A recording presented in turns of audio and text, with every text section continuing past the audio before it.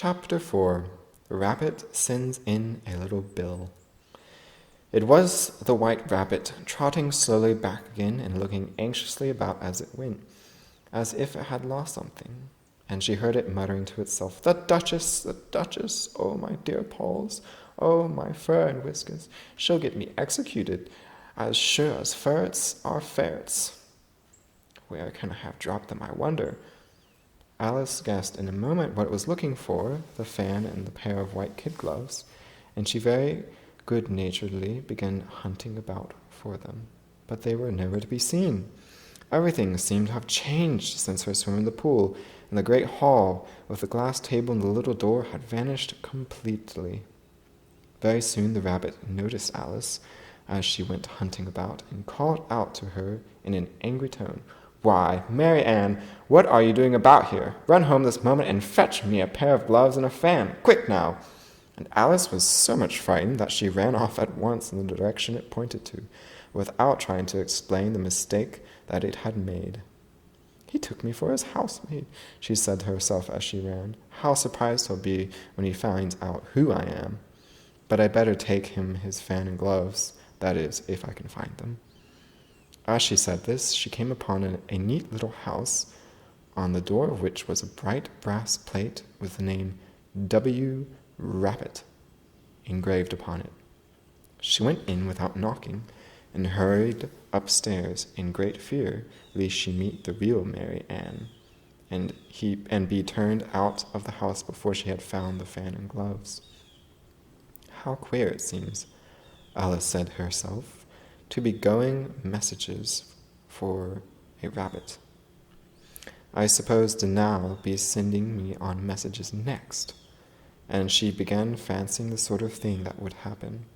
"Miss Alice, come here directly and get ready for your walk." "Coming in a minute, nurse. But I've got to watch this mouse hole till Dinah comes back and see that the mouse doesn't get out. Only I don't think," Alice went on, "that they'd let Dinah stop in the house if it began ordering people about like that."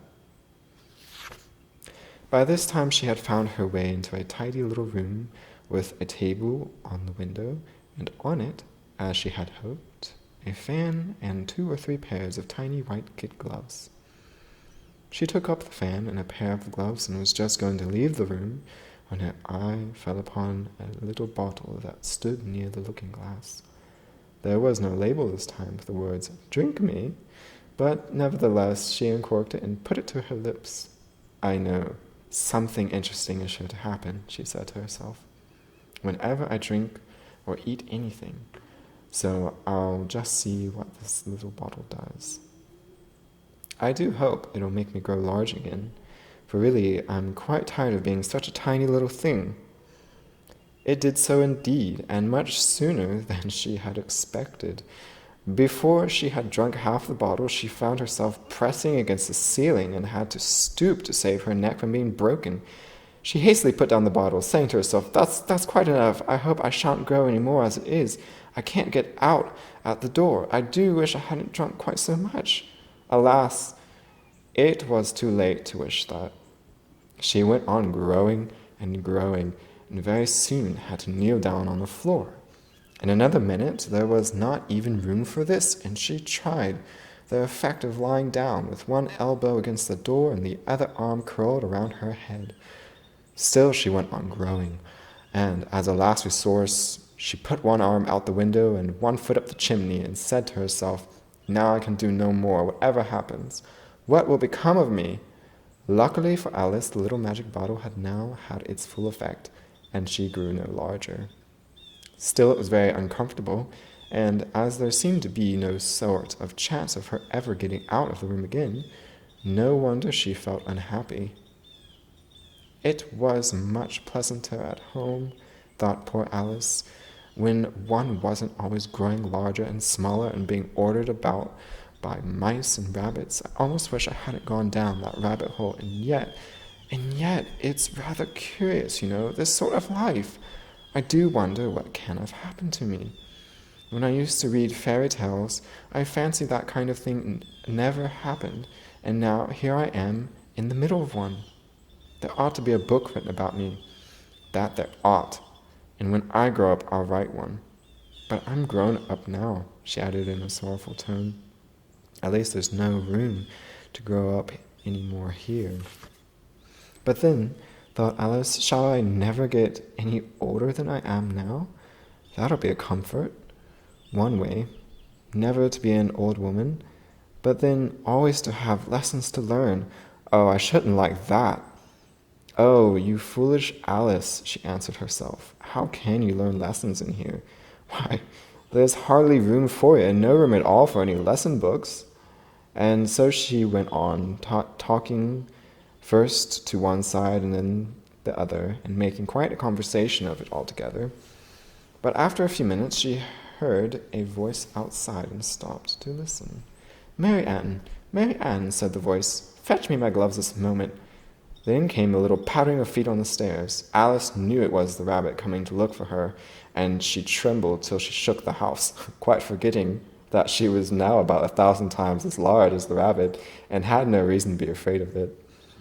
Presently the rabbit came up to the door and tried to open it, but as the door opened inwards and Alice's elbow was pressed hard against it, that attempt proved a failure. Alice heard it say to itself, then I'll go around and get in at the window. That you won't, thought Alice.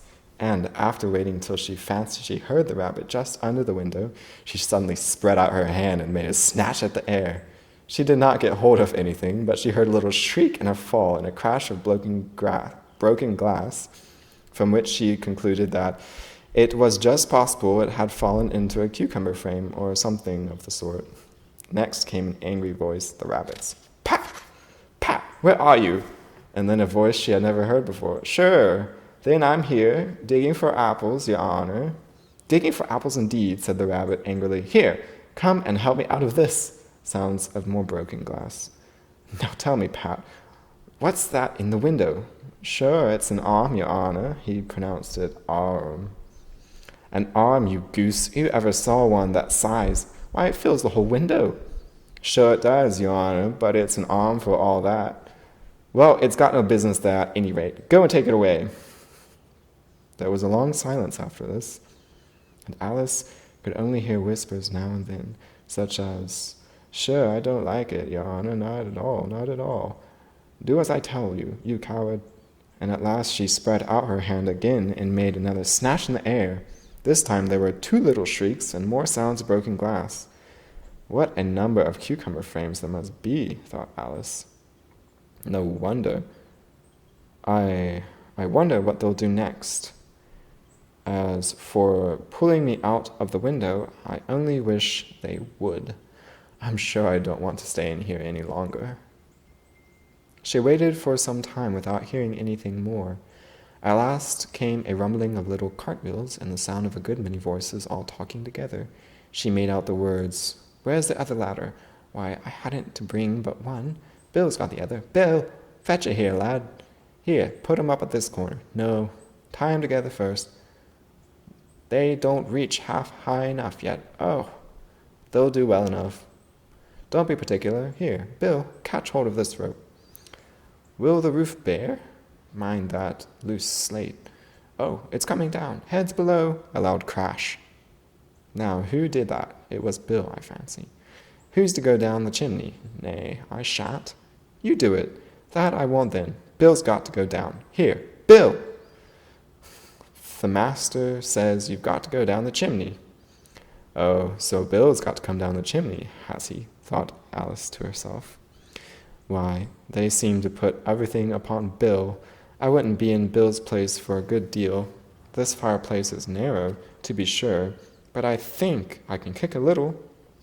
She drew her foot as far down the chimney as she could, and waited till she heard a little animal, she couldn't guess of what sort it was, scratching and scrambling about in the chimney close above her, then saying to herself, This is Bill.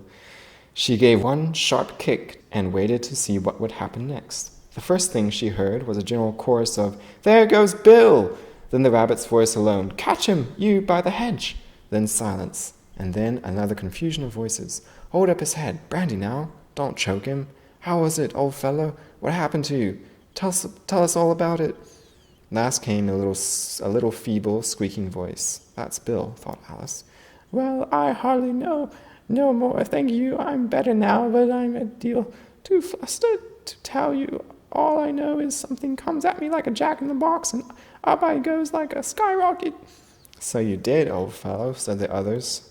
We must burn the house down, said the rabbit's voice, and Alice called out as loud as she could, If you do, I'll set dinner at you. There was a dead silence instantly, and Alice thought to herself, I wonder what they will do next. If they had any sense, they'd take the roof off.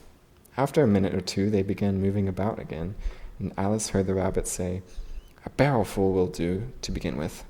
A barrelful of what? Thought Alice. But she had not long to doubt, for the next moment a shower of little pebbles came rattling in at the window, and some of them hit her in her face.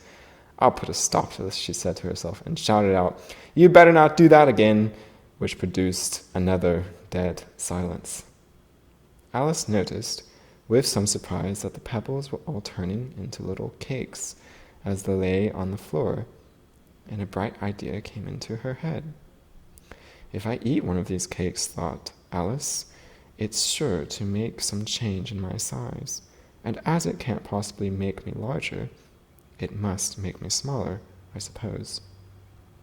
So she swallowed one of the cakes, and was delighted to find that she began shrinking directly.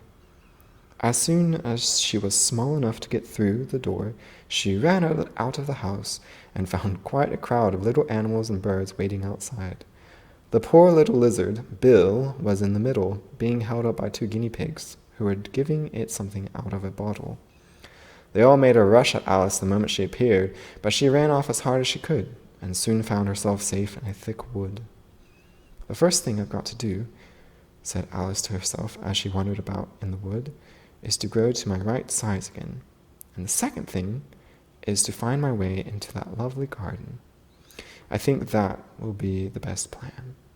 It sounded an excellent plan, no doubt, and very neatly and simply arranged.